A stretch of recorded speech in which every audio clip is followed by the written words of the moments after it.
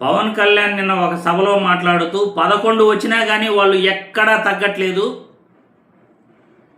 పంతం నానాజీ ఎమ్మెల్యే ఆయన ఏదో జగన్మోహన్ రెడ్డిని తిడితే అది తప్పైపోయిందా, గతంలో మీరు ఎలా తిట్టారు అని పవన్ కళ్యాణ్ మాట్లాడుతున్నాడు.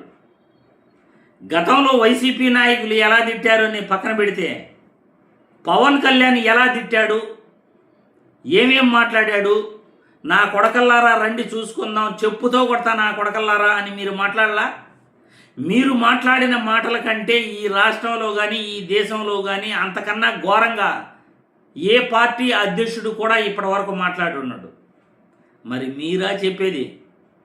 11 సీట్లు వచ్చినా వారు ఎక్కడ తగ్గట్లేదు అని మీరు అంటున్నారు. కానీ ఏ సీటు గెలవకపోయినా 2 స్థానాల్లో నిలబడి 2 చోట్ల ఓడిపోయి కూడా మీరు ఎలా మాట్లాడారు, మీరు ఎలా పెట్టరేగిపోయారు, మీరు మాట్లాడిన మాటలు మీకు రికార్డింగ్ ప్రతిసారి కూడా మేము వేసి చూపిస్తున్నాం.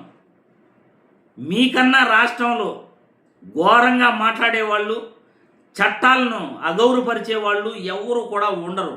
ఒక్కసారి మీరేం మాట్లాడారో ప్రజలకు చూపిస్తాం, వాళ్ళే అనుకుంటారు మీరేం మాట్లాడారు, ఎలా మీ పరిపాలన ఉందనేది. వ్యక్తి అందరి కోసం పనిచేస్తున్నాడు, నమ్మకం లేకపోతే ఎందుకు వస్తారు? నాకు ఇది నా తప్పని నా ప్రయత్నం ఏంటంటే ఎప్పుడు కూడా నేను వైసీపీ పార్టీ కూడా నాకు ఏముంటుంది ఆయన ఏం చూసుండాలి, ఆయనలో ఈ వ్యక్తి అందరి కోసం పనిచేస్తున్నాడు, నమ్మకం లేకపోతే ఎందుకు వస్తారు? నాకు ఇది నా తప్పని నా ప్రయత్నం ఏంటంటే ఎప్పుడు కూడా నేను వైసీపీ పార్టీ కూడా నాకు వ్యక్తిగతంగా నాకు వాళ్ళ ఎవరితో శత్రుత్వం లేదు. నాకు వాళ్ళతో వాళ్ళు ఎవరితో నాకు కోపాలు ఉండవు వాళ్ళ మీద. కాకపోతే ఏముంటుందో వాళ్ళ విధి విధానాల మీద నాకు విసుకుంటాం. నేను ఏదైనా పాలసీ గురించి మాట్లాడుతున్నప్పుడు వ్యక్తిగత జీవితాలని హననం చేయటం, పర్సనల్గా అటాక్లు చేయటం, దీనివల్ల ఏమైపోద్దంటే ఒకసారి నేను గట్టిగా ఉండమని చెప్తాను, నేను మెత్తగా ఉండాలి. కానీ మరీ ఇంకా మౌనంగా ఉన్నాం ఒకసారి ఏమిటో వాళ్ళకి పేటరేగిపోతూ ఉంటాం. ఒకసారి మనం కూడా కొన్నిసార్లు కొన్ని సందర్భాల్లో చాలా ధీటుగా సమాధానం చెప్పాల్సిన అవసరం ఉంది. ఎదుటి వ్యక్తి మాట్లాడే విధానాన్ని బట్టి మనం కూడా చెప్పాల్సి వస్తుంది. మన ఈ మధ్య నానాజీ గారు మాట్లాడింది చూశాను. అంటే అలాంటిది అంటే అందరూ ఆయన అంట మీరు ఎక్కువ మీరు ఎక్కువ మాట్లాడేసారు మాట్లాడుతూ ఉంటే నేను మీరు ఎంత మాట్లాడారు మీకు చెప్పాలి, వీడియోస్ పంపించాలి మీకు. నేను నానాజీ గారు మాట్లాడితే కూర్చోబెట్టి మేము ఎంకరేజ్ చేసాం. కానీ మీరు ఎన్ని మాటలు మాట్లాడారు? ఆయన ప్రాంతంలోనే ఉండే ఒక వైసీపీ ఎమ్మెల్యే ఏం మాట్లాడారు మీరు? మేము మర్చిపోయాం అనుకుంటున్నావా? అంటే మీరు నోరు ఉన్నప్పుడు, మీ అధికారం ఉన్నప్పుడు మీరు ఇష్టానికి మాట్లాడేస్తారు. అప్పుడు మీకు అధికారం లేకపోయినా మీరు 11 సీట్లు వచ్చా మీరు ఇంకా ఇష్టానికి మాట్లాడుతున్నారు. అది గొప్పతనం మీలో. I have to appreciate your commitment. నేర్చుకోవాలి కదా వాళ్ళు ఎంత కమిట్మెంట్. 11 వచ్చి మేము తగ్గమంటుంటారు. మీరు తగ్గకండి, మీరు ఒకటి వచ్చినా తగ్గకండి, అలాగే ఉండండి. మీరు ఒకటి వచ్చినా తగ్గదు, అలా బలంగా ఉండండి. మిమ్మల్ని తగ్గమని ఎవరు చెప్పాడు? చూసారుగా, రెచ్చగొట్టడం అన్నమాట కార్యకర్తల్ని. మీరు ఎక్కడ తగ్గకండి, కొన్నిసార్లు ధీటుగా సమాధానం చెప్పాలట. ఎక్కడ తగ్గావు పవన్ కళ్యాణ్ గారు నేను ఈ వీడియో ద్వారా అడుగుతున్నాను.